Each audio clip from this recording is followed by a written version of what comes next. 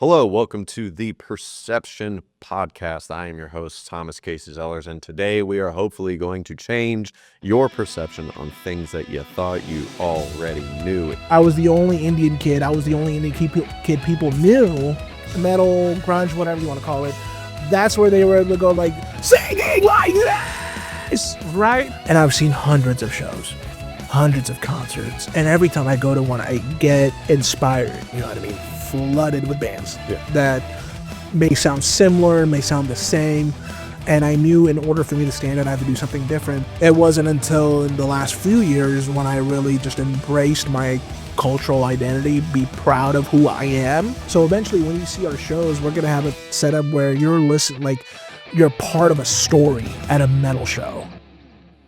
Hello, welcome to the Perception Podcast. I am your host, Thomas Casey Zellers, and today we are hopefully going to change your perception on things that you thought you already knew. In the studio with me today is a good friend of mine and heavy metal band singer, correct? Correct. Vocalist, singer, whatever. Vocalist, singer. Yeah.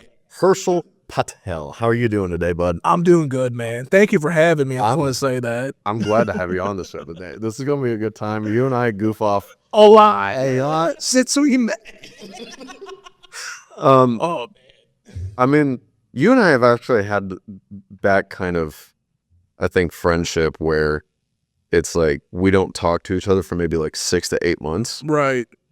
But like, it's like we were talking yesterday whenever we... Literally, yeah. We leave all the time. In this case, when was the last time we hung out or like talked? I think last time we talked was probably within the last like half year or so, but I think... It's been longer, dude. Longer? Yeah, like 2 to 3 years. Oh, man. Like a little bit after COVID, it was like 2022 or 2023, and then I remember I sent you my first like music video that I directed. Yeah. That was like beginning of 2023, dude. We're in 2025. Yeah, beginning of 25. Wow. Yeah. So it's not a while. Crazy. Yeah, it's been a while. But like you said, longer than I thought, yeah. Yeah, no. But like you said, we pick up where we leave off, and I feel like that's always a good basis for a really good friendship. You know what I mean? Like, pause, resume. You know what I mean? Like nothing has changed in the middle of it. So I think that's really fun. Yeah. So for those that don't know you, go ahead and introduce yourself. All right. Hey guys, my name's Harshil. I'm an Indiana, I wouldn't say native, but yeah, I moved to Indiana in 2005, and I scream for a band called Kahani, which is my band in creation that I started about 3 years ago. Yeah. 3 years ago. So yeah, love heavy metal, been part of my life since Guitar Hero 2 was introduced to me. Yeah, I know. Yeah, it's no one would have thought, you know what I mean? Like, but yeah, Guitar Hero 2 rock band really shaped the course of my future. Little did I know it would, but here we are. Yeah. I was gonna ask you, so like, what got you into heavy metal? Was there like a specific band? I mean, you said Guitar Hero 2, so was there a song you were playing over and over again? Absolutely. So there's a band called Lamb of God, and they were like the first band that I got hooked on, and they had a song on Guitar Hero 2 called Lay to Rest. And I don't know what it was, man, but like something about it just kind of like... I don't remember that. I know which one you're talking about. Yeah. I'm trying to remember the actual like no, that's right. It's like oh wow, that's far off. Yeah. No, you were pretty on it, so pretty straightforward. But before that, I remember my mom getting me a CD. Like, I don't know if you'll remember this one, but it's... Do you remember the Now That's What I Call Music? Oh my god. Yeah, way back. It's funny you said, because I was actually for Christmas shopping in Target. And I saw, I want to say what is, I think, the most recent one, but it said, Now That's What I Call Music 156. Dude, this was like Now That's What I Call Music like 26. Yeah. To show the gap of time. But on that CD, there were 3 bands that really like kind of got me into that like baby steps of metal, I would say, you know what I mean, like introductory. And that was Green Day, Boulevard of a Broken Dream, and American Idiot. It was around the time when those 2 songs came out. So I think, circa 2003? Something like that? 4, actually, I think. Around there. Yeah. I still was living in Illinois at that time.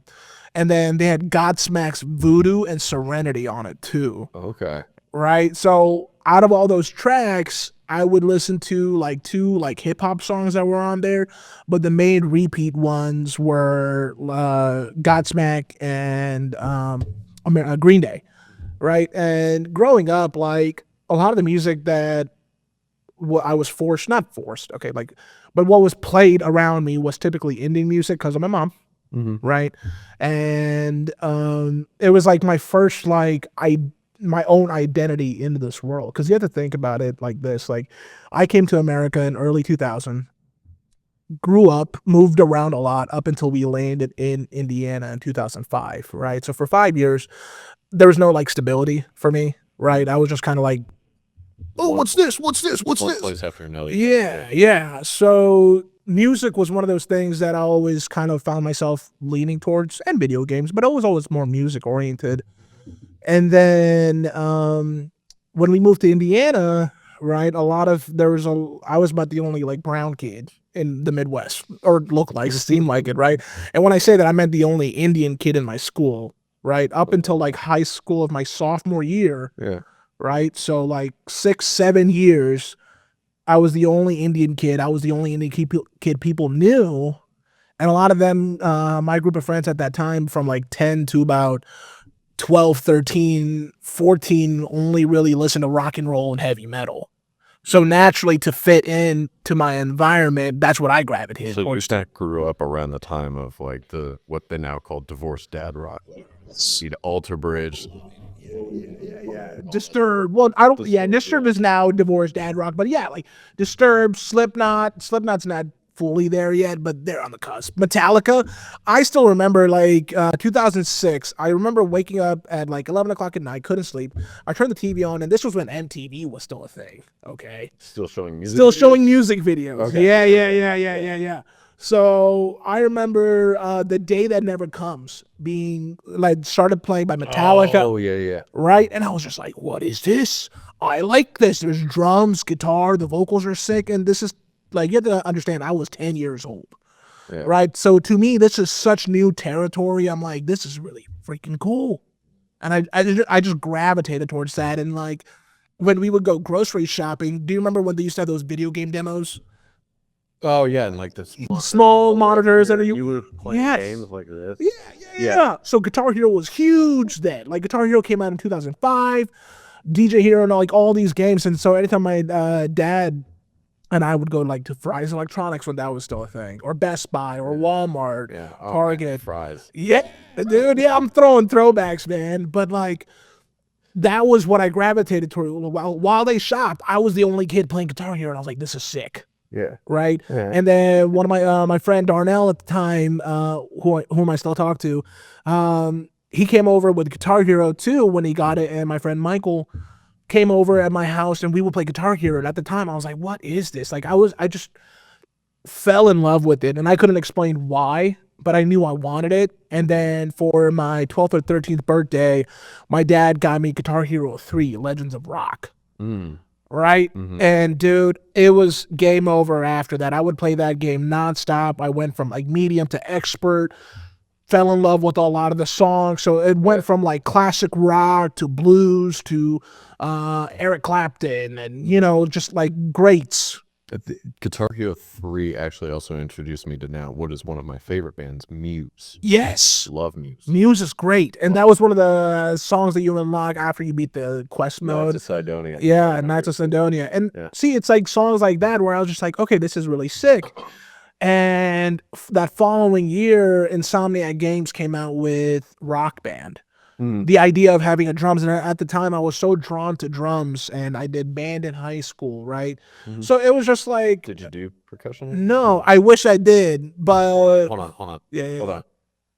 Are you gonna guess what I did? Yeah. All right, guess what I did. You're a trumpet kid, aren't you? No.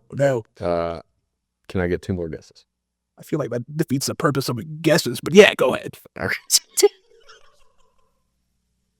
French horn? Okay. All right. One more guess. Trombone. Okay, close. Close. So it isn't a low brass instrument. My first instrument, so this was in 2005. Please don't say baritone. Baritone. Yes. So like I had, so I went to my first school in Indiana was Mary Bryant Elementary, right? Yeah. And it was around the time where the music teachers from middle schools would come over and like introduce the kids to band and orchestra and choir, like the music classes they could take in middle school and like sixth grade academy and so forth and so on, right? So they showed me a bunch of instruments and I'm like, this big one sounds really cool. I wish in hindsight I chose percussion, right? But I was just drawn to the baritone. I don't know why. It's just tricked into the baritone. Did you? I got tricked. Oh, I went to the band teacher, and he was like, "Well, what do you want to play?" And I was at that like prime preteen age where I wanted to impress the ladies more than just like pick up chairs at youth group. I was like, I'm gonna play the saxophone. okay. I'm gonna play saxophone. Fun instrument. Because that's fun. Yeah. It's beautiful. It is. I'm a good lady. Yeah. So that's what I said. I said, I want to play saxophone. And he goes, well, I'm all done on I'm all filled up on saxophones. Yeah. But I got something cooler. And I was like, oh. And he was like, the baritone. For those that don't know what it is, it's basically a mini tuba and it's not cool at all. Hey, no. I think I had a fondness over it after the initial years. Like I love the baritone mainly because like of the tones that it produced, like just being drawn to music, it was the sound that always got me. Okay. Right. And so, and a lot of the cool pieces, and at the time I was always like looking at marching bands because I'm still a big band geek. But yeah, so 11-year-old me like was looking up like trombone stuff or like baritone stuff, and like it drew me to like Southern marching bands, where the star of the show in a lot of those pep bands and like when they're on the stands is the low brass. And the rawness that it produced, like that big beefy, like, and I was a beefy kid then too. So like, I was like, this fits. I'll play the baritone. So so I started with the baritone, and then when I went into high school and everything like that, the taste in music just grew. I delved further into like heavy metal, right? So like that's when I discovered Disturbed, 10,000 Fists album, and then Asylum came out, and I remember begging my mom to take me to Walmart to buy me the Asylum CD, right? And so throughout my freshman year of high school, all I listened to was on a Walkman, a CD player Walkman, when they used to have those with the headphones that you could just plug in, right? Before the days of iPads or iPods.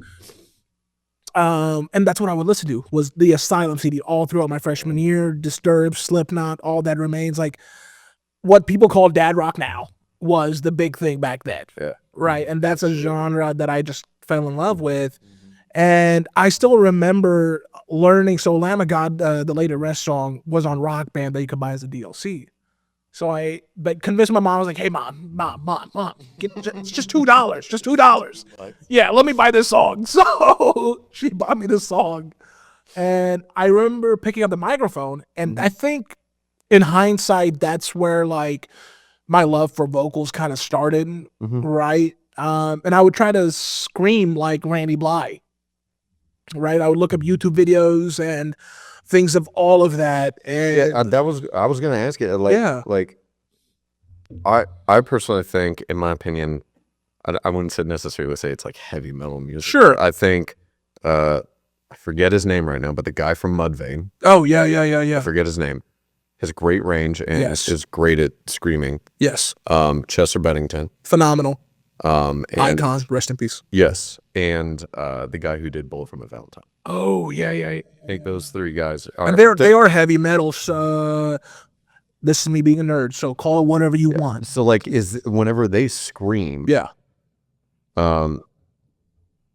This is something that like whenever I'm singing in my car or something like that, I'll try to like recreate it, and I can for the most part kind of do it, but I'm not it. But it's like I don't have that skill. Right. So is it really like a throat thing, or is it a diaphragm? So it's a bit of both. So when I started actually learning vocals, there was a teacher at the time, and this was early 2016. Okay, so about 8-9 years ago now. There's a teacher that used to coach all Bullet for My Valentine, all these bands, Mudvayne. She had a huge roster of vocalists she would coach as a music teacher, and her name was Melissa Cross, right? Me being the nerd I am, I bought the DVD with my first paycheck, and that's when I really I don't know what it was. I think it was. Oh, actually, I do. No. So I saw my first like local band in Indiana at the Emerson Theater. Right. I took my friend, blown away, and it was one of those epiphany moments where I was just like, That light bulb. it was that light bulb, and I was just like, this is what I'm meant to do. Because by the end of my senior year, I took a film literature class, right? And the end goal was always to be like a film director, but I was like, that's so much work. I don't even know how to like cross that bridge. But I always loved music. I was just like, maybe I could use music, build myself up through music, and then use that as a catapult into film and media. Because a lot of the times they go hand in hand, right? Yeah, sometimes, yeah. So when I saw that show, I saw this local band, and they're like some of my closest friends now, called Crunkosaurus Rex, and that's where I was just like, holy crap. Like, it's possible. It's not just a pipe dream. It's not a figment of my imagination, right? I saw a You path. saw it Yeah, happen. exactly. So that's when I dived more into vocal work, because I was like, learning guitar at that level, too much time. Drums, bass, too much time. I just didn't, I wanted to make it the fastest and most quickest way, but be efficient. And I always liked the idea of being a frontman, because I did theater and I did a lot of like things in high school, that You're kind of okay shit. with putting yourself out. Exactly. I was never afraid of that. Like, maybe internally, sure, but like externally, I did not give a crap, right? So I looked into Melissa Cross, found out she'd trained all these, got her DVD, and started learning how to do it. And when you learn initially, you have to understand there's two types of vocal screaming that you can pursue. So the bands that you named oftentimes come from, it's known as a fry scream. When you do the fry, like, it's like in the back of your throat, right? Once you perfect it and like push, then you use that with your diaphragm, or known as how a to pump. push that air. Correct. So it's like, and you just get into that scream, I right? hope the audio listeners are okay, right? Sorry, guys. Yeah, fair warning. But yeah, so it's just like, waking, right? It's like, waking the demon, waking the demon. And then you kind of just like Put two and two together. two and two together and connect those dots together. And that's how Chester does his 15-second screen that he's known for, right? For giving up. For yeah. giving up, exactly. And that's where a lot of those rock, metal, grunge, whatever you want to call it, that's where they were able to go like, singing like this, right? Like, it sounds so goofy without music playing. Amira, how we doing? Thumbs up? Okay. All right. I love it, dude. I have no shame, no filter. But yeah, so to anyone that's watching this, that's kind of like how I fell into this thing of metal vocals. And yeah, music's just been a huge part of my life. It's been oftentimes like an escape. It's been therapy. It's been a cure to my mental health. You know what I mean? And I think that can correlate to a lot of people, whether it's pop music, whether it's theater music, whether it's any kind of music. You know what I mean? I feel like it's one of the few things, if not the only thing, that truly, truly connects people across the globe. It's funny you said that. I saw a survey recently that said that music is the only creative art that can actually affect someone on at least all five of their senses. Yeah. Which true. Which is just amazing to me. Yeah. Man, I'm getting goosebumps thinking about it. So it's so true. There's times where, like, while I may perform metal vocals and that's my go-to genre of music that I listen to on most cases, I love show choir and like show tune music and theater-esque music, like musicals, right? I've done a musical theater. Yeah. And Dear Evan Hansen, beautiful musical, beautiful play as well. And the story of Dear Evan Hansen is this guy was essentially like severely bullied throughout school, and his therapist kind of tells him, hey, write down a letter of how you feel, how you think, how everything like that, right? And I might be butchering the plot a little bit, but bear with me. In short, he meets a guy named, he had broken his arm, right, in the musical, and no one would sign his cast, right? He was kind of like an outcast, right? Mm. Right. I related that to that a lot, mainly on the sheer fact that I was about the only Indian kid. I had a very, while I was familiar in a lot of social circles, by the end of my senior year, there was only like one group that I really like jived with. But at the time, I didn't realize I had put on this mask, right? Mask of emotions that we like protect ourselves from, right? Yeah. So in the musical, Evan Hansen is the only one that writes him. He writes a letter to Evan Hansen, which he wasn't meant to see at all. Okay, Evan Hansen signs his cast, and that's why he writes the letter to him, right? Of him being close friends with him, when in reality he never knew him, so he could relate to somebody. The following day, the school he finds out that Evan Hansen had committed suicide. Right? But their parents find that letter that was never meant to be seen, and they think all of a sudden the whole plot is people thinking Evan Hansen was seen by this kid, the main character, right? And there's a song in there called "You Will Be Found," and I cry, like I don't care, like I cry every time I listen to that song because it hits all those senses, like you were saying, like.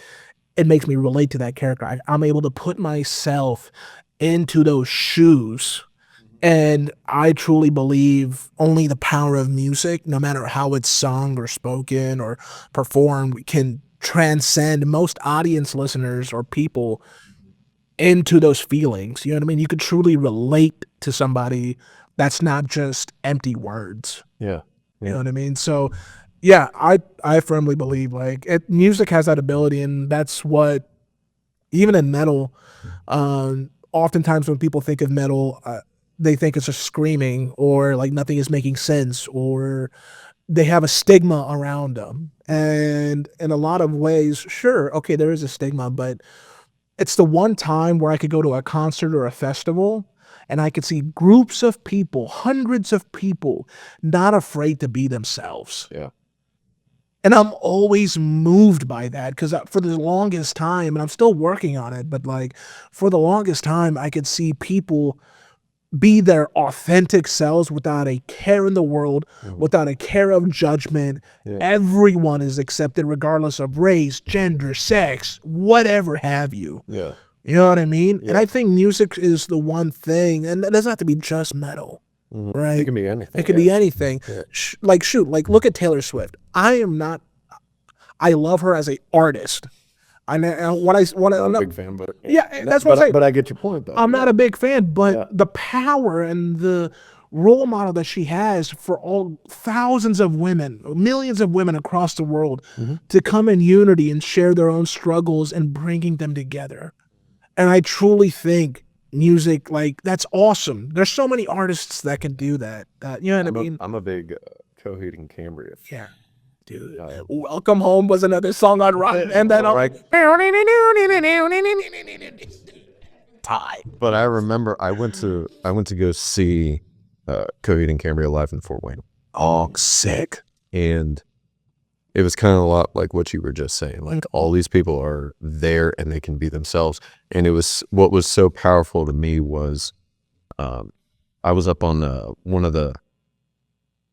I don't even know what you would call it. It's not really a balcony, but it's like there's like there's the room, and then on this side of the room and this side of the room. Yeah. It was the. We have like elevated platform. Yeah. So we're just up on an elevated platform, and I remember I turned to my left, like a song is going on. I'm just kind of jamming. And I just look out, and it's a faster paced song. Yeah. I think it was 10 speed that they were playing. Okay. No, it was In Favor House Atlantic. Oh, that's a good song. That's what they were playing. And so it's a fast-paced song. Yeah. I look to my left. There's a couple slow dancing, and they're just having a moment where they're just looking into each other's eyes that come to a kiss, and they're just slow dancing together.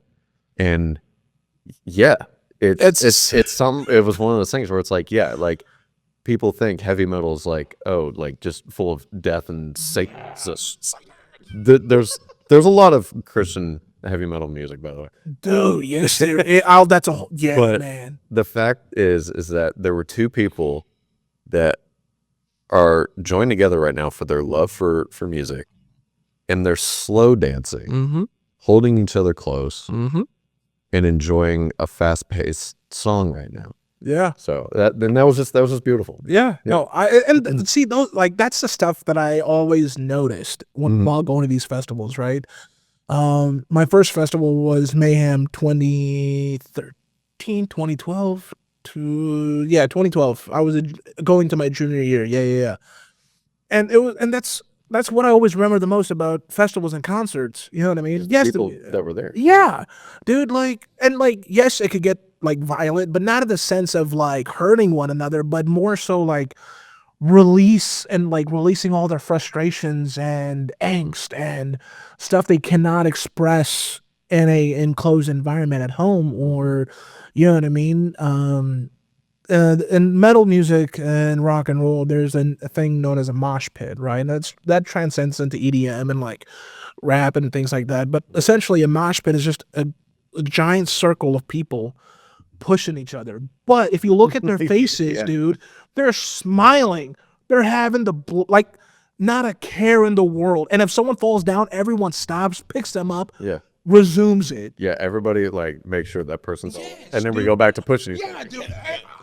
I've never actually been in one, but I've seen it. Dude, it's crazy. Like, it's such a cool experience, and I feel like people who haven't had a chance to experience something like that might not be able to relate. You know what I mean? And then I tell, like, if you guys are watching this, just once in your lifetime, go to a rock and roll or like a metal show just once. Stand in the back and just observe. It's so beautiful to see. And yes, there's going to be like a-holes and like, you know, people, like there's always going to be a few bad eggs at anywhere you go. Yeah. But those few bad eggs do not outweigh the amount of people that are there for one another. You know what I mean? And I'm 29 now, and I've seen hundreds of shows, hundreds of concerts. And every time I go to one, I get inspired every time to keep chasing this crazy dream that I'm on right now. You know what I mean? And like, I truly love it. I do not know what I would do without rock and roll metal music, because in a lot of ways it's like helped save me. Yeah. You know what I mean? I was gonna ask you,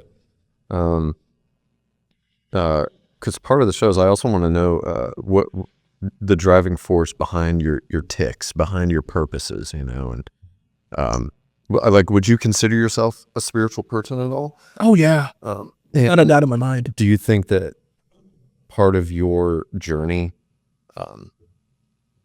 are you able to pinpoint specifically? Oh yeah, Probably a point where you were like, no, this had to have been a spiritual calling from God. yeah, At any point. yeah. Oh yeah, so many times, especially now more than ever. Like maybe if you had asked me this like 5-6 years ago, the answer would have been different. You know what I mean? Just because I wasn't mature enough in a lot of ways, emotionally, spiritually. You know, I was still a kid finding his own way in this world, because, you know, I come from a single mom. Was it just something that you just weren't really thinking about as well? Well, it was Just kind of riding the coattails of life a little bit? yeah, it was exactly that. Like, it was a lot of It just wasn't autopilot. at a point in your life that you felt like you could take it seriously. Correct. Okay. Yeah. It's a little bit more than that. It's so growing up, and it plays into a lot of it. Growing up, I grew up in a Hindu household. Okay, so it wasn't like God was empty, right? But it was. Vishnu, am I correct? It's just much more than Vishnu, but yeah, he's one of the many gods, right? Gotcha. So in Hinduism, the idea is not that there are many gods, but more so there are many representation of the one God, right? So you have to think about it in a way of, how do I call it? Every sect in India, the world, right, may have a different faith or belief, right? You need in order to get to God, so to speak, right? You need to pinpoint your concentration to one place, yeah? Okay. Would you say that makes sense a little bit? Yeah, in most religion, yeah. Totally. You have to pinpoint your thoughts, energy, and align to one center point, right? So in Hinduism, it's oftentimes, depending on what part of the region, there's always a deity or a god that the group of people can focus in on, that one said deity, pray to a higher power, right? In a different region, it could be a different god. In a different region, it could be a different god, but they're all pinpointing their energy into one god or one creation to a higher power that's above them. Gotcha. Right? Gotcha. So Hinduism, I'm not an expert on it. I don't claim to be. I'm just going off of things that I've learned and taught myself. But a lot of that ties into that spiritualism. And when I was younger, the mask that I wore, the walls that I had built to protect this kid, right? It led to me going on autopilot. And eventually I lost sight of the fact that I was on autopilot for a very long time. And by that, I mean, I am just now waking up in the last year from having my blinders on, because I was so head down and just going after one thing after another, without paying sight or trusting the process or believing in anything. I was going in blind all the time. Right, without having, and yes, there was some spiritualistics behind it, but I didn't really give it my all. It was just more so that something I said when people asked, rather than something that I believed in. Okay. Right? So when I really surrendered in a lot of things to the higher power, right?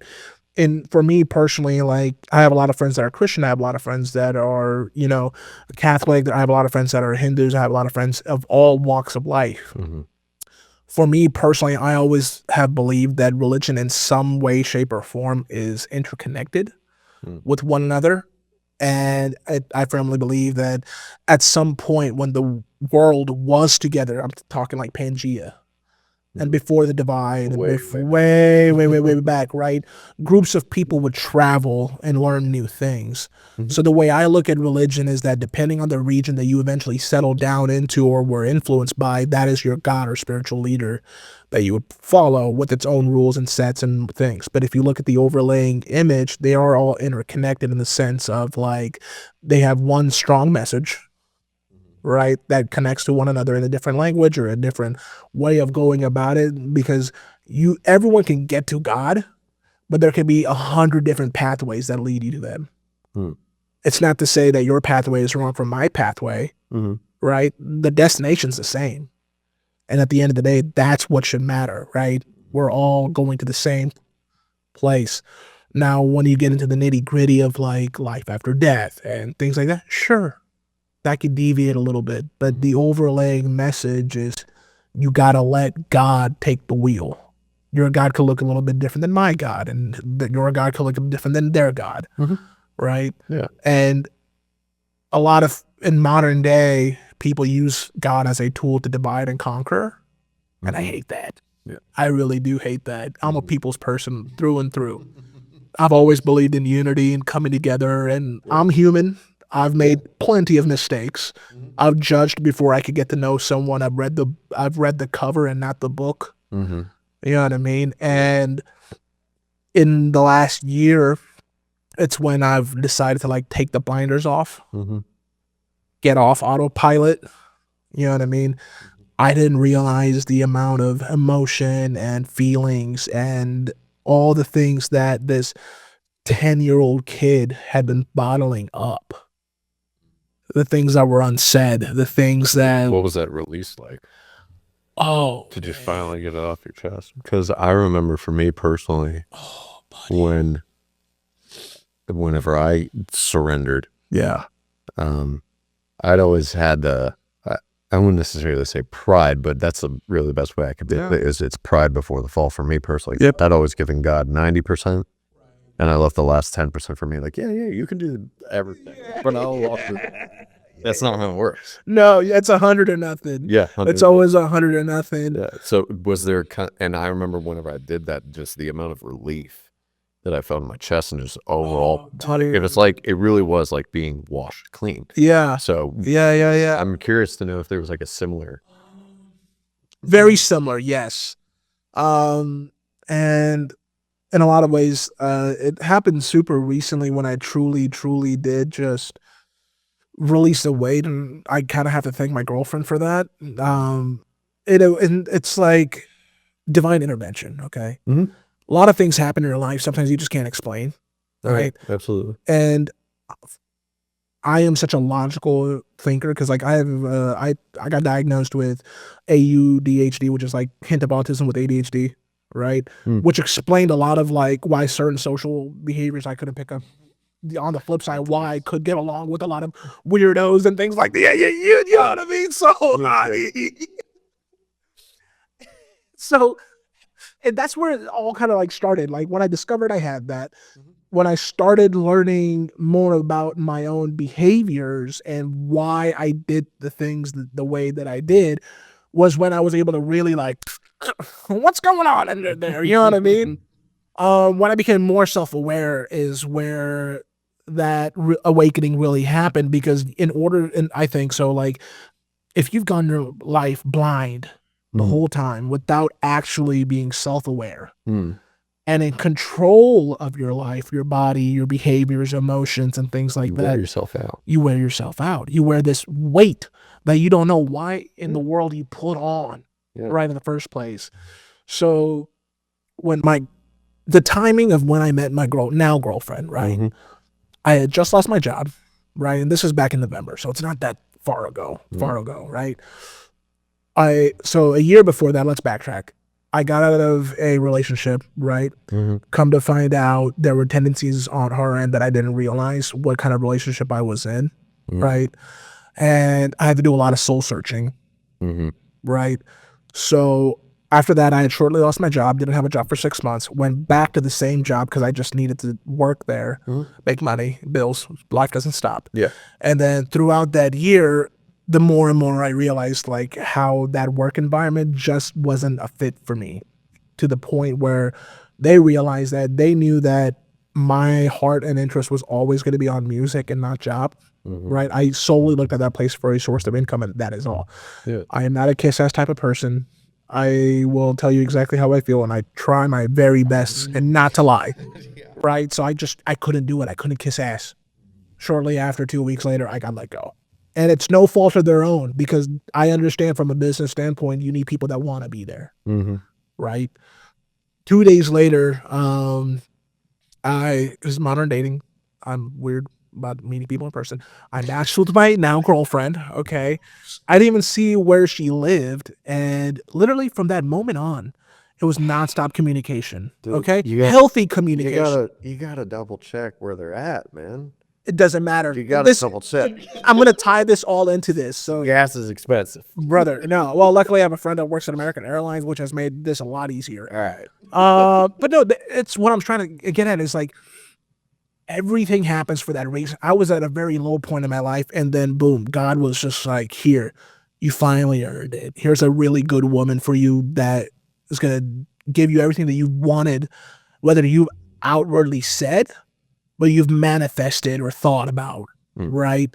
I believe in the law of attraction. I believe in the law of manifestation. You know what I mean? Because in some way, shape, or form, we are all aligned. You just have to believe. Belief has such a strong willpower underneath it that, you know what I mean? It doesn't matter what you're believing in. If you believe it's strong enough to be true, you will then somehow, some miraculous way get there. Oh yeah, and I mean that's how I pray. Yeah. Whenever I pray, my prayers used to be, God, will you please? That's how they used to be. But now my prayers have changed, and they are now, God, I know in my heart this is going to happen. Exactly. You just guide me and get me there. Yeah. And remind me to be patient. Dude, that's the biggest one I ask of that all the time. No, 100%. Yeah. But she was exactly what I was looking for. You know what I mean? She just happens to live 1,000 miles away, or like 800 some miles, whatever. And you don't even know the exact mile. Oh my God. I know. But to prove, so like we talk nonstop, and it was natural communication. And it was the first time in my life where I didn't have to wear my mask around a potential partner, right? I told myself going into any kind of potential date, right, that I will aim to be my most authentic self, whatever that is, because I'm still figuring it out. Sure. And if that person doesn't vibe with that or mesh with that or has issues, obviously they are not the ones, because I just left it up to God. right? Her and I meshed really well. I went out to see her and there was instant chemistry without missing a beat. And it was around Christmas time, and my band had a really big show coming up, and it was sold out. So I was just telling her, I was like, I wish I could see you. It's the Christmas, I wish I could time. So without, God, this woman. No, listen. So she lives in Massachusetts, and this was around the time where the East Coast was experiencing winter storms. She drove from Massachusetts all the way to Indiana through 6 snowstorms to spend Christmas, the holidays, and my show with me. That's dedication, dude. That's commitment. That's what I'm saying. Who does that? If you know what I mean? Maybe it's just I've never experienced anything like that. That's why I'm in such shock and awe. But I think I could speak for a lot of guys and gals or whatevers. You know what I mean? When someone shows that kind of dedication and commitment to you, they gotta care. You know what I mean? That's a lot of money and gas. And she's like, and her reasoning, she's like, I just want to make you happy. And I'm like, what the French? You know what I mean? Yeah. What the heck? I was so flabbergasted. And one night we were just cuddling, and she's an esthetician, right? So she does scalp massages. She's like, let me take care of you. Let me baby you. And I'm like, what is this? You know what I mean? It's always been me putting in a lot of the effort. Yeah. To have someone else do that to me, I was just like, what is going on? What do I owe you? Is there anything? And she expects nothing in return. Yeah. 0. Right? So when she was doing that, she was just like, how's it going? Just talking to me. And that's when that happened. Dude, I started crying. For no reason. I wasn't sad about nothing. There was no emotions at that moment, right? And I don't know what came over me. It was just like you said, being washed clean. Everything that I had bottled up for 10, 12, 15 years of emotion. Yeah. I just started 1 tear, 2 tears, 3 tears. She's like, it's okay. Just let it out. And she just had such a in that moment, I felt like I was in some kind of, not her, but in some way, shape, or form through her Was God. Absolutely. You know what I mean? She was just massaging my face, doing, you know what I mean? Releasing tension off my face because I wasn't feeling me and my mom kind of got into it at the time, at that moment. And she was like, let's talk. That's okay, right? And dude, and I don't know what came over me. Just all these emotions and feelings, things that I hadn't thought about in years. A lot of things that I was a lot of guilt and weight that I was holding on to regarding my bio dad and things like that, right? And she was just like, you gotta forgive. And I didn't realize what she was saying, and she didn't know either for a minute. I was like, what are you talking about? And in that moment where I feel like it was really kind of just the Holy Spirit really when it coming over. Yeah. To come over you. Yeah. And there's many words for that, the Holy Spirit. I don't know what, because I'm still figuring out my own spiritualism, right? So in this instance, yeah, in a way, it was some kind of spirit being talked through me. I cried. I outwardly said, I forgive him. You know what I mean? Which I have not done ever, right? Yeah. Solid 30, 40 minutes. And she just held me. No judgment, no weird look in her eye or nothing. She just held me, let me cry, said, it's okay, I'm here for you. And I have never been that kind of reassured in my life, dude. Ever. You know what I mean? The closest thing was when I was a kid, my mom would tell me it was okay. Right? Yeah. But even since then, you know what I mean? Society has depicted for men to be strong, not to show emotions. And in Indian culture, that's subconsciously ingrained, because a lot of the love languages and things like that, my parents showed through action, not through words of affirmation. Okay. To show they loved. Yeah. I will never say my mom never loved me any less. She has cared for me as a single mom, raised me and my brothers, and I am so damn proud of her. Right? But I, truth of it is, I didn't hear those words, "I love you, kiddo," as much as I should have. Right? So that created this sub-complex in my brain that I have to constantly give, and do these grand gestures or actions to the people that I wanted to court, to date, in my previous relationships. You know what I mean? Do you think that had anything to do with you growing up in an Indian household with an Indian culture and now living in an American culture? Do you think 100%. that had anything to do with it? Oh yeah, without a doubt. Yeah, no, dude, so my folks split in 2008, rightfully so. That needed to happen. Growing up, looking back, right? But yeah, culturally, it's different. You have to think about it. Like, for the longest time, I was living two identities. Go home and Go home. one language, but then when you go to school, exactly. I had to, by a young age, since I started schooling, and the more and more I became self-aware, right, at those early ages, home life was a different life than my school friend external life.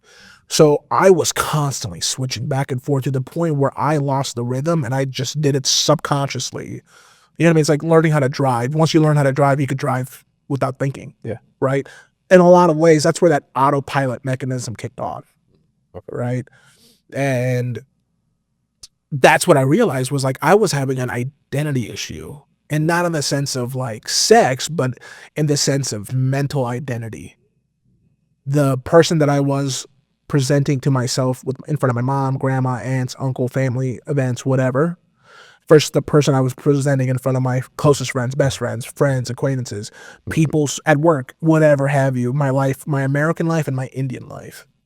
And I know a lot of other kids that grew up in that similar dynamic of a different culture versus their external culture relate to the same thing, because I've talked to them. You know what I mean? Yeah. There's a part of me never felt like I fit in anywhere, and it was because of that. Yeah. For the longest time, I felt ashamed of that because I was made out to be ashamed of that. You know what I mean? Because bullying and trauma and things like that weigh on you. And then I became so used to this American life that I would always constantly try to like hide this life of mine, of me being Indian, right? And it wasn't until in the last few years when I really just embraced my cultural identity, be proud of who I am, where I'm from, whatever, and have a little bit of pride in that. Not prejudice, but just pride. Yeah. You know what I mean? Yeah, absolutely. That's where I was able to combine them together, learn to set firm boundaries, you know what I mean? Or educate people that didn't know. Like, yes, we'll joke around. My sense of humor is darker than me, all right? So, like, yeah, dude, like, I have zero issues with joke. Sorry. That was awesome. Yeah. No, but that's what I'm saying. Like, you know what I mean? Like, my sense of humor is twisted. I get it. But, like, I started educating people. If they're mispronouncing something, you want to get it now, get it. That threw you out of left field. It did. It's just... Ooh, sideswiped me, man. Oh, my gosh. No, at all. But it's true, though. Like, I just started correcting people. I was like, hey, like, I understand what you're trying to say. This is how you say it. You know what I mean? It was just more so if they're my friend, they'll understand. Okay. I just don't want them to seem ignorant. Well, then let me ask you this. Go for it. A question about Indian culture. Maybe even Indian history. I don't know. Oh, boy. So the stereotype is that there's only 3 last names in India: Singh, Patel, and Kaur. Okay. So why are there so many last names of Patel, Singh, and Kaur in India? Was it just these 3 guys? No. There's a much history behind that. Well, that's what I'm assuming. Okay. Yeah. So I've never actually known it. No, you're good. So education time. So the thing with the last names in India, oftentimes, and if there are Indian viewers out there, you could correct me if I am wrong. I don't know it all, so bear with me. I still grew up white, all right? I'm a little bit of an Oreo cookie, or a Teddy Graham, whatever you want to call it. Eddie. Can I say that? Yeah. I mean, you would say it. Yeah. Okay.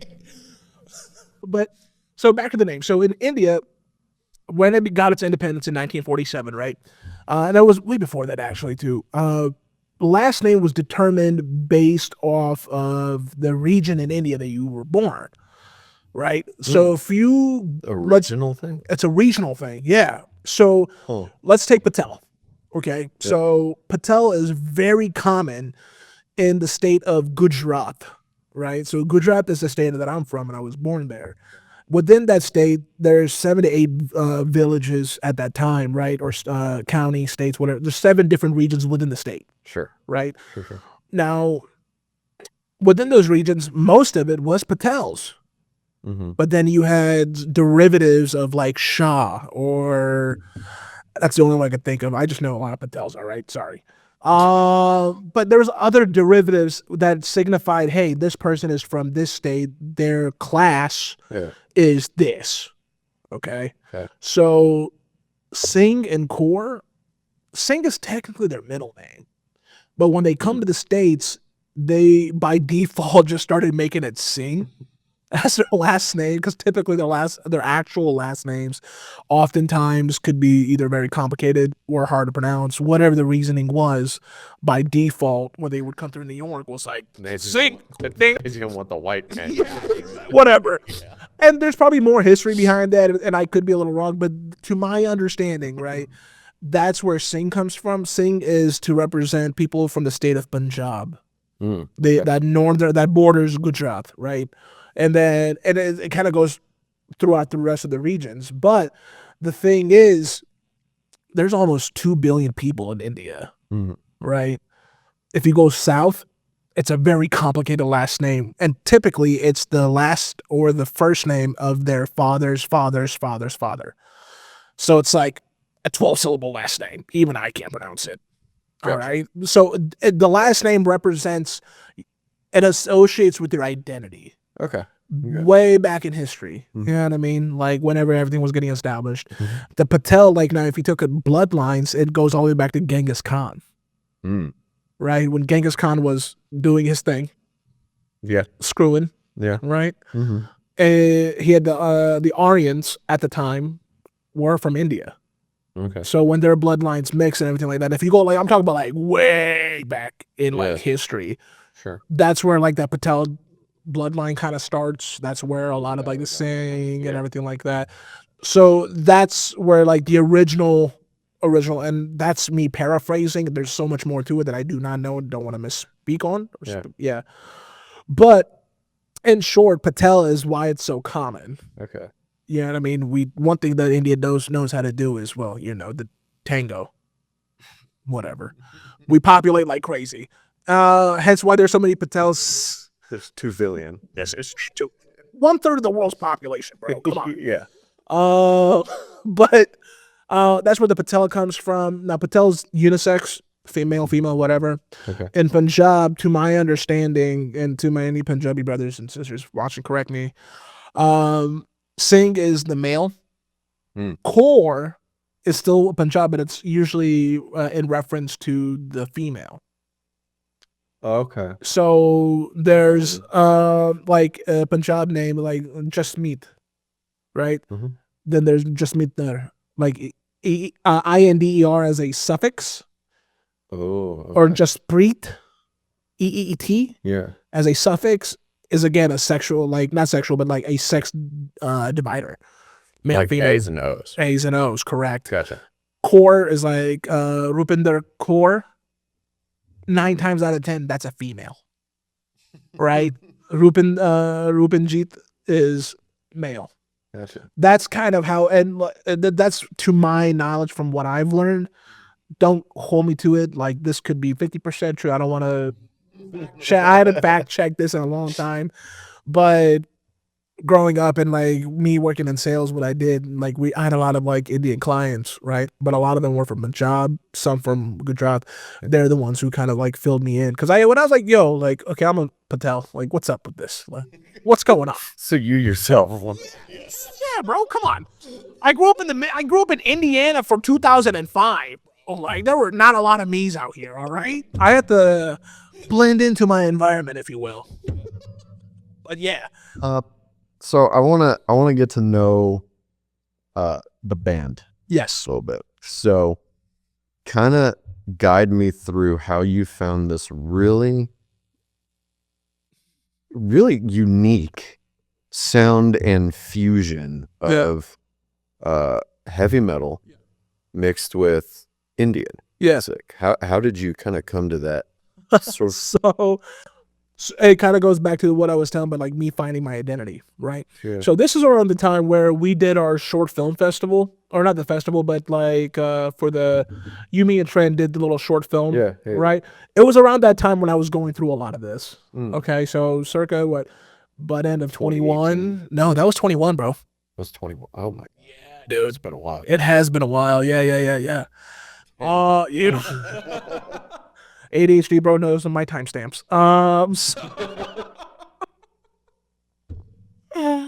So I started doing metal vocals in 2016, okay? And I thought I knew it by the end of the year. I was wrong. But I always kept trying to start bands, right? Trying to find dedicated musicians, the same drive that I had, which come to find out is very hard to do. Right. So that's with anybody in the filmmaking industry too. Oh my goodness. Yeah. It's the same, dude. It's the same thing. People, it's just, there's a passion and then there's drive and then there's sayers and then there's doers. Exactly. 100%. So I was a doer. I was running to a lot of sayers. Nothing wrong with that. You're right. But I need to find more doers. And as a vocalist at the time, I was still learning a lot. So established a good baseline of vocals, and that's when I started going to shows around Indiana, just to network and meet people and to better my vocal skills and vocal abilities. And that's when I met Corey. Love you, brother. Rest in peace. But that's when I met him in end of 2016, early 2017, and he helped me kind of learn the trade, because he had been doing vocals for 10, 12 years prior to me. I saw his band and he was a big boy like me, and I was like, yo. Vocals in just the sense of like not just singing, but the growling, screaming. Yeah, this is all screaming bass, right? Okay. So he was just like, yeah, dude. And he took me under his wing without hesitation. And I started learning my chops, learning how to record and how to go about things. After a few failed projects that just never got off the ground, I joined a band called Aforethought in 2018, right? When I had just moved back from Houston. And that's, you don't know your flaws until you join. It's like entering a relationship, right? Relationships are so crucial just to learn more about yourself as a person, right? So now when you join a band, you're joining a relationship with 3 to 4 or 5 other people. Right? So when I joined that band, that's when I discovered I had what I thought was like, what was it? Beat delay, where I couldn't sense the beat. And keep in mind where I didn't mark off by just like that little. Yeah, like a hair or a half or 2 hairs, whatever. And keep in mind, I did musical theater, but I was able to follow, you know what I mean? Like I was a visual auditory learner. But when you remove that visual tool and start just doing vocals, it's a little bit, for me, it was hard. Some people pick it up naturally. I could follow along to a song if I've memorized the lyrics, but the idea of coming up with my own words, matching it to the beat, phrasing, timing was different, especially learning someone else's. So long story short, my first band was Aforethought. They had to let me go just because I couldn't get my timing down. I was such a noob. I was so green. As a business and as a band, I understood their decision, maybe not at the time, right? So I was just like, well, damn, like that's another setback. Okay, back to the grind, right? Let's work on this. Yeah. Tried out for another band that never came to a thing, right? And to be fair, I didn't learn the song. I messed up. And then eventually my buddy Greg hits me up, and he knew I did vocals. He was just like, hey man, like, do you know any like drummers, guitarists? I'm like, why? What's up? He's like, well, I want to start a band, like making my last hoorah. He was approaching 30s, right? He was like 29, 27 at the time. I was 23, 24 at that time. And I was like, yeah, dude, I know a drummer. And we got the pieces together and we formed a band called Takers. Mm-hmm. And we had music coming out. I was able to track vocals. It took me a time, but Greg really pushed me. Mm-hmm. I still sucked at timing, right? But in a recording session or a recording environment, it's a little bit different because you could micro edit, but you still got to be very damn close to the line for them to be able to edit. You can't edit if you're a whole beat, 2-3 beats off. It throws the whole rest of the rhythm and flow. Whenever you're performing live. Correct. Yeah. So eventually we formed Takers, the band, which is still active. Love you, boys. And Corey joined that band because we needed another guitarist to fulfill our ranks. And my mentor and good friend joined the rank, and he was helping me get everything going. But I was still stuck. I could not, for the life of me, figure out the timing. Right? It just, like, my brain and delivery were just not connecting. It was like a delay. And for the longest time, dude, I thought I wasn't going to be able to hack it. I legit, the amount of times that I've thought about giving up is more than I could count. Right? And eventually, when we had our first show coming up, and they had booked a show at Old National, I had made a post about like beat deafness, and that scared one of the band members. So they mentioned like, hey, are you guys able to do it? Which scared the band, and they gave me like a time frame to get my stuff right. Right?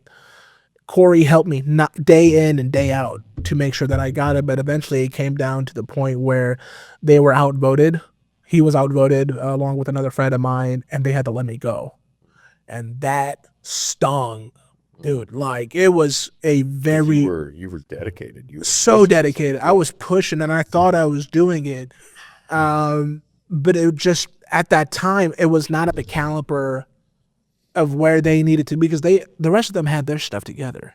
And if I'm holding someone back, you're going to cut ties.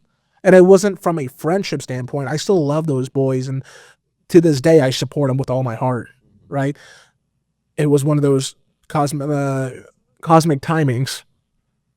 At that time, I can't realize that. I was so fueled up by anger and frustration and, just pain, right? And they let me go. I was angry, but Corey said, don't give up. And I had talked to Corey through all my times that I got kicked out of bands, right? He was always the one person I'd be like, hey, bro, like, we would talk music all the time. He was great in that environment. He was a teacher in a lot of ways, along with being a really good friend. He said, just keep the fire burning. Don't let this hold you back. And I'm like, all right, okay. Yeah. And around that time, that's when I was learning my own identity and learning what it meant to be like Indian, and like the things that I enjoyed about my culture and taking pride in my culture, right? And that's when that idea kind of... You're now like, I'm a proud Indian. Yes, exactly. And that's where that idea, I was like, well, shoot, man, like, why have I, like, I created my own lane. I'm paving, to this day, a path in a genre of music that's flooded. You know what I mean? Flooded with bands that may sound similar, may sound the same. And I knew in order for me to stand out, I had to do something different. But that's when it hit me. I was just like, I am different. And I leaned in on that. So the idea of combining like Indian musical elements with modern style metal that I love growing up and listening to and making, that's where that idea came from, right? Gotcha. So it started in like end of 2021. And I was just like, well, shoot, man, I ain't gonna let anybody stop me this time. Yeah. I was just like, I could find a producer that could produce, write the style of music that I'm looking at. I could just put my vocals on it and release in a solo project. Sure. Right? Sure. Yeah. Now, after a year and a half a year and a half of searching, dude. Because it's the idea that I wanted wasn't an easy one, right? I was just like, it has to just have subtle hints of Indian influence without overpowering the modern metalcore, deathcore style. Did you get the, I mean to interrupt. No, you're good. Did you get a lot of the Indian elements from growing up and your parents playing that Indian music, like you were kind of alluding to A little bit. a lot earlier? Like we're just kind of picking up on those? Just a little bit, yeah, like nuances picking up. Because I'm a nerd, I'll deep dive and like look at history and go on YouTube deep dives of like what Indian classical music sounds like, what Indian pop music sounds like. Is there a difference between Indian and like Eastern, I guess? A little bit. Okay. Sure. Yeah. So it's all based on the instrument that's being played. Okay. So in terms of music theory, you could take a guitar and play the same scale on a sitar. The sitar is going to sound more Indian, but it's the same scale that you played on the guitar. Okay. Does that make sense? So music theory, you by technicality, you could take a certain set of scales that have those root notes in those Indian classical musics and apply it to an instrument. But unless that instrument itself is that instrument, you're not going to be able to replicate those tones. I gotcha. Right. I gotcha. So with that in mind, that's what I would tell producers. I was like, hey, like I want Indian influence. It's not meant to be an Indian metal song. Because like the reality is, I grew up in Indiana. It's metal. It's not Indian metal. Exactly. Okay. Yeah. So like, because the reality of it is, like, I have to be authentic to myself, right? That's something I realized. Like, I need to be 100% true to myself, authentic, whatever that means. Yeah. So in reality of that is that I grew up in Indiana. I'm more white than I am Indian, and that's just reality. That's not to say that I'm not proud to be Indian. Yeah. You know what I mean? Yeah. That's just the reality of the cards that I was dealt with. So let's make the most of it. So listening to the music that I listened to was a lot of metalcore, deathcore, whatever you want to call it. I'm just calling it modern metal because it kind of encompasses a lot of those subgenres. And I was just like, I need this to be marketable, but I still need to add just a little bit of me in there, which is those Indian influence. And I have to be very very specific because it's not Indian metal. Well, and that's what I think I like about whenever you send me the music video. I think that's why I responded so positively. Yes. Just because like I still remember the sound of it. I do, even after all this time. And that's, I mean, like it's not Indian metal. No. It's metal music, but you're just throwing in that little bit of sitar. Just a little curveball. Yeah, exactly. Like a little sitar lead or like little bells and whistles. And like the cool thing with now in production and things that you could do in recording is that you have a library called Splice. Okay, so when you have Splice, if you're a music producer, musician yourself, you might be familiar with this, but Splice gives you access to like copyright-free samples of almost everything, right? So when I found the producer, I found him on YouTube, emailed him, I was like, hey, bro, can you this is the idea, what can you do? I asked him what the rates were, and at that time I was working my sales job. It was only me that I had to take care of. Yeah. I was doing comfortably fine. Yeah. Right? It's why I did sales for as long as I did, because I was able to take the money, Yeah. put it right back into my passion and hobby. Yeah. Right? And still be comfortable. Bingo. Yeah. So he sent me the first demo. I was like, hey, yo, dog. Okay. That's where we're trying to go towards. Okay. Yeah. So that's where. That must have been pretty relieving for you. Dude, yeah. After a year and a half of like trying to find producers, yeah. And then hear that for the first time, you feel like, oh my gosh, I got what I got what I wanted. It was different. And I didn't have to explain too much. Someone just knew. Exactly. Yeah. So that was such a surreal moment. That's another divine intervention. That's exactly. And like that's where that came from. And that turned in the first demo that he sent me turned into our song Om Shanti. And eventually like Om Shanti. Om Shanti. Okay. Yeah. So it just kind of means like, if you look at literal meanings, it's like peace within the universe. Because Om means like, in the most rawest word, it means peace. But Om, like the symbol that I can't. It's this symbol. Om, right? So a lot of yogis, people who meditate, whatever, it's another word for amen because it's on the same frequency. Om. Om. Okay, that's the Yeah, okay. yeah. Gotcha. So if you look at frequencies and like, because I do, because I'm weird, the frequency of Om is the same frequency as amen. It's the sound of the universe. That's the sound that the universe makes, or so they say, right? So that's why when you go into meditation, it's like amen. You know what I mean? It's that same frequency. Yeah, I've seen Yahweh. Yes. I don't know if you've seen this. This is super cool to me. Yahweh is the sound of your breathing.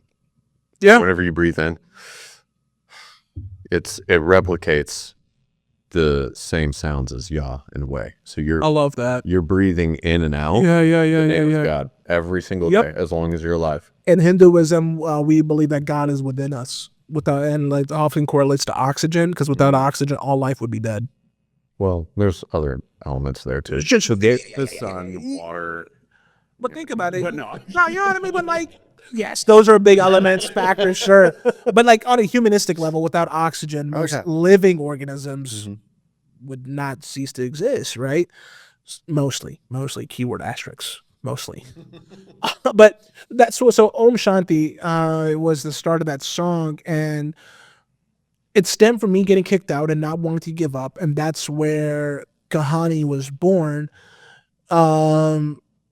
It took 2 years of pre-planning and getting the cards right. And when I came up with the name Kahani in Hindi translates to story or narrative. One of the things that I've loved about music and metal is the stories that, yes, or narratives. It's what draws me personally most to them, is because I've always looked at lyrics to songs that I loved, and I always try to figure out what they're trying to tell me, whether it's my own variation of what they're trying to tell me, or if the artist has directly said, you know what I mean? That leads me into this question then, which is really kind of the overall theme of the show. Yeah, is to hopefully change people's perceptions. Sure.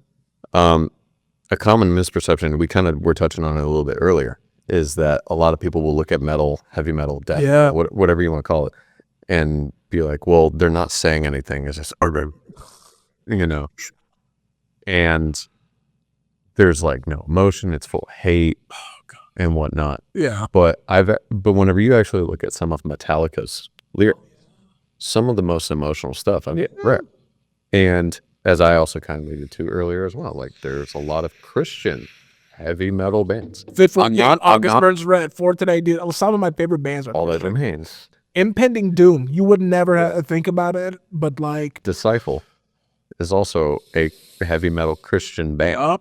So how would you essentially, in your own words, I really, how would you change that perception for people today? Because you're not, for Kahani, you're not just singing. No, not at all. Yeah. So to tie together, so the first EP that we've put out, right? It's actually based off of a old Indian movie that I've loved watching as a kid, and I still love watching it. It's called Om Shanti Om. Okay. So that is kind of like the song. Yeah.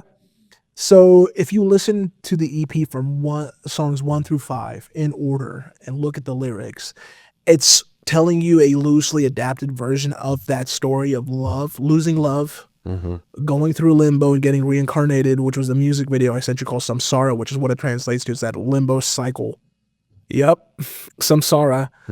And then it goes into fate, where you kind of like meet the person. So he's now reborn to fight, to avenge someone who he loved in his past life. So Om Shanti depicts that.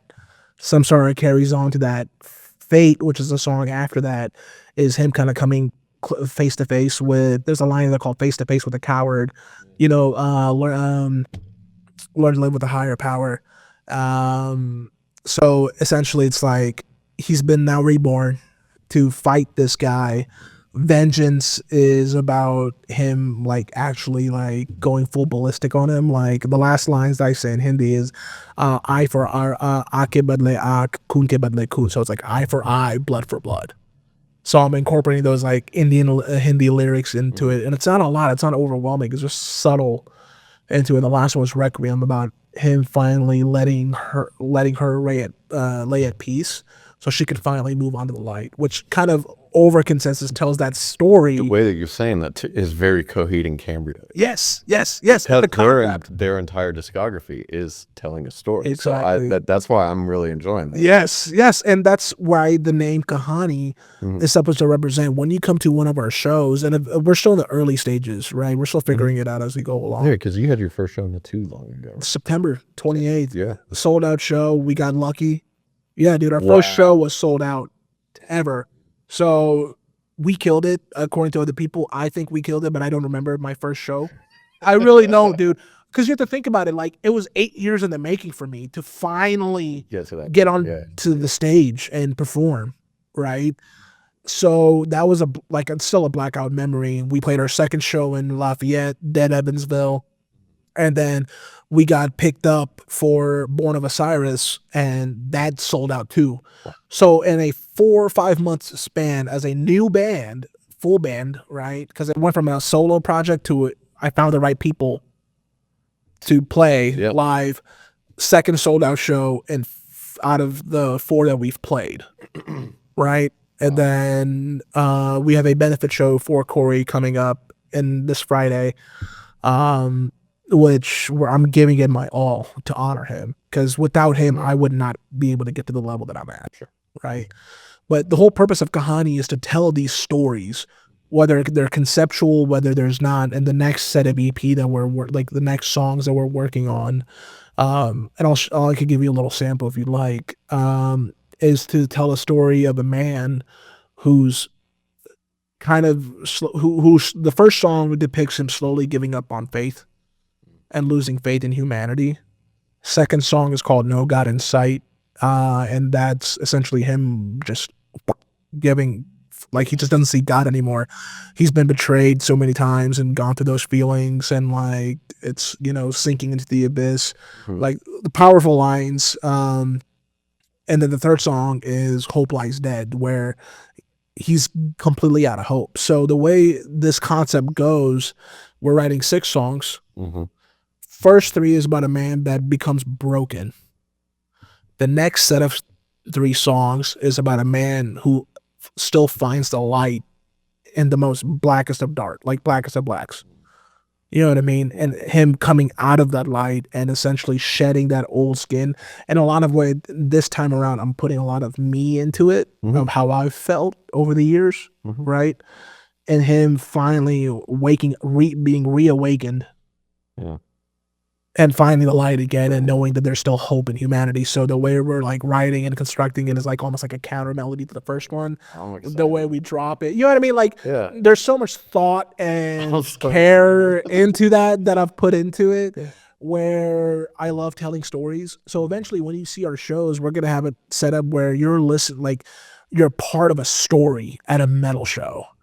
Like the lights come down, you hear like a narrator type voice coming in. That would be cool. That lays up, so cool. Right? That lays up the first song, so the audience like, oh, okay. First song plays, and I can go free bananas, and then song ends, and then the narrator kind of comes back in, continues the song. So it's like a book reading almost, but like a storytelling. It's a literal audio book. Exactly. My biggest thing is like I've loved performing. I love theater arts. Yeah. Theater.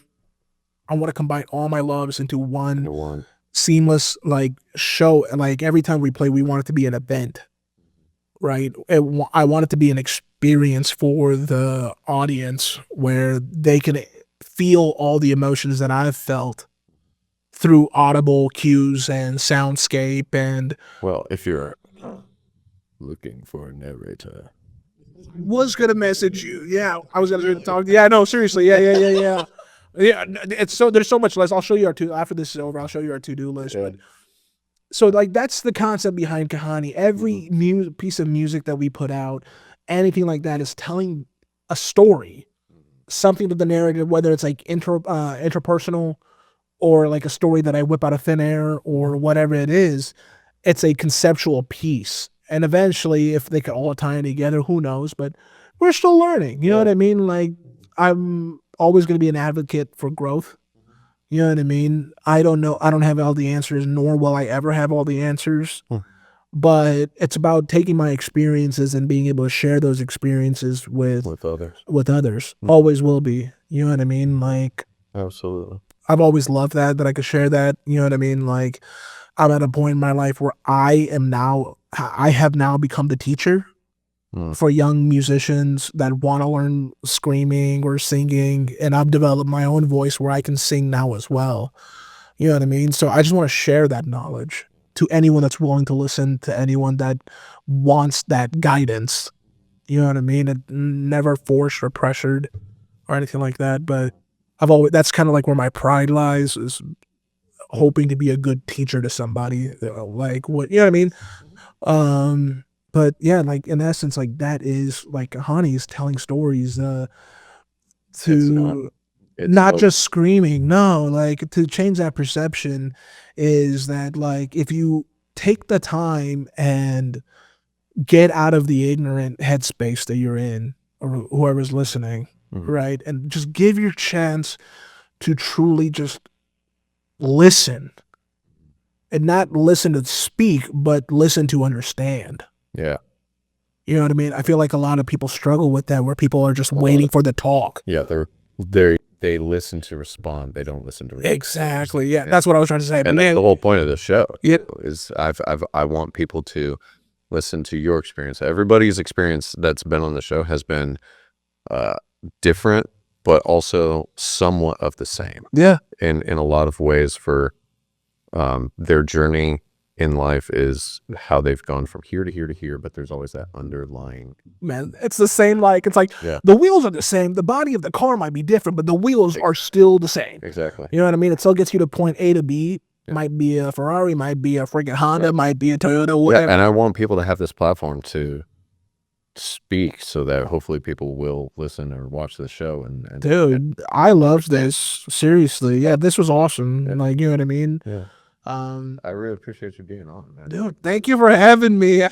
Seriously, I enjoyed this, honestly, way more than I thought. I didn't know what to expect. You know what I mean? I really didn't, but... Well, do me a favor then, sir. Yes. Yeah, to wrap up, I want you to look into that camera right there. Yes. And I want you to... Yeah. Oh, sorry. Whatever, you know what? Whatever look you want to look into that camera, go ahead and tell people where to find you. All right, guys. So you could find my band at kahani.indie on Instagram, Kahani Band. If you look up on YouTube, Kahani Metal Music or Vengeance, you'll be able to find us immediately. My name's Harshil. You could find me at The Real Harshil Patel on Instagram. That's the platform I try to use the most. And then the same username for Facebook. Thank you guys for listening. I hope you guys enjoyed my... what do you call it? Episode. Yeah. Episode. I'm just rambling, man. So, but Casey, thank you so much for having me. It's been an awesome time. It's been a pleasure. Yeah, dude. Truly, thank you. I'm so glad that even though we aren't always in each other's lives, we can always come together. Always, dude. I'm always thinking of you. Like, even if it's like in the back of my subconscious, I'm just like, I'll always be, literally. I'll like look at your post and I'm like, okay, he's involved with Curie Productions. Congratulations, by the way. Yeah, that's awesome. You know what I mean? I'll always keep up with you and see what you're up to and what you're acting and doing next. Me too, man. I do the same with you. So. No, I appreciate it. But yeah, I hope you guys enjoyed this episode, and I'll let you wrap it up, I guess, dude. I appreciate it, man. Thanks again for being here today. Of course, dude. No, thank you for loving you too, bro. Thank you. Thank you. If you liked today's episode, please be sure to like, share, and subscribe. I'm your host, Thomas Casey Zellers, and I hope to see you in the next one. I hope to. He means he wants you to.